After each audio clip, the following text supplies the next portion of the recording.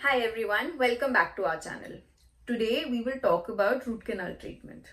Now root canal treatment एक ऐसा treatment है जो कि बहुत कॉमनली एडवाइस किया जाता है, बहुत कॉमनली सब डेंटल क्लिनिक्स पे ही अवेलेबल होता है. सो रूट कैनाल ट्रीटमेंट को लेके आज हम बात करेंगे कि रूट कैनाल ट्रीटमेंट क्या है, किसको रिक्वायरमेंट हो सकता है रूट कैनाल ट्रीटमेंट का. रूट कैनाल ट्रीटमेंट के बारे में कई सारे मिथ्स हैं, कई सारे आपके क्वेश्चंस होंगे जो बहुत कॉमन क्वेश्चंस हैं, वो आज हम आंसर करेंगे. रूट कैनाल ट्रीटमेंट दांत बचाने का प्रोसीजर है.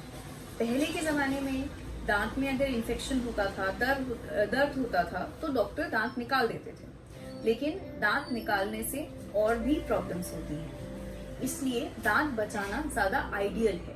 अगर किसी दांत में इन्फेक्शन है, पेन है, कोई सेंसिटिविटी है, दर्द है, तो इसका मतलब ये नहीं है कि दांत को निकाल देना चाहिए.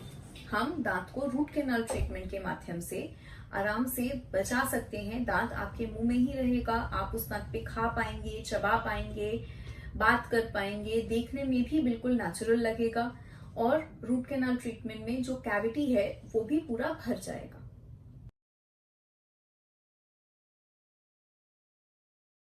आप इस मॉडल में देख ही सकते हैं, हमारे दांत में 3 लेयर्स होती हैं टीथ की, राइट.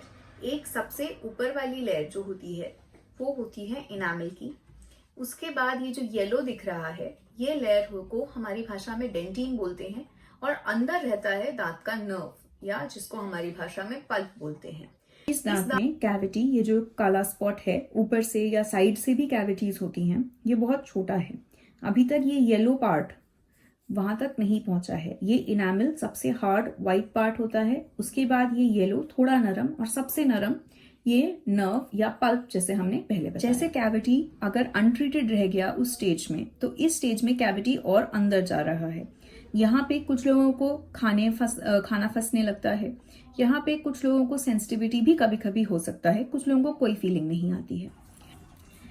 अभी हम लोग स्टेज 3 पे आते हैं. जब कैविटी को स्टेज 2 में भी ट्रीट नहीं किया गया है, तो कैविटी अब नर्व तक पहुंच गई है.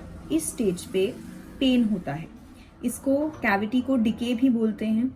अब इस स्टेज पे जब पेन होता है, तब कॉमनली हम लोग डेंटिस्ट के पास जाते हैं दिखाने के लिए. इस स्टेज में नर्व इन्फेक्टेड है, पल्प जो अंदर का है वो इन्फेक्टेड है, और यहाँ से इन्फेक्शन जड़ तक पहुंच जाता है, और जड़ के नीचे, रूट के नीचे भी इन्फेक्शन हो जाता है, पस हो जाता है या एब्सेस हो जाती है. इस स्टेज में हम लोग रूट कैनाल ट्रीटमेंट एडवाइस करते हैं. If you like our videos, remember to like, share and subscribe to our channel.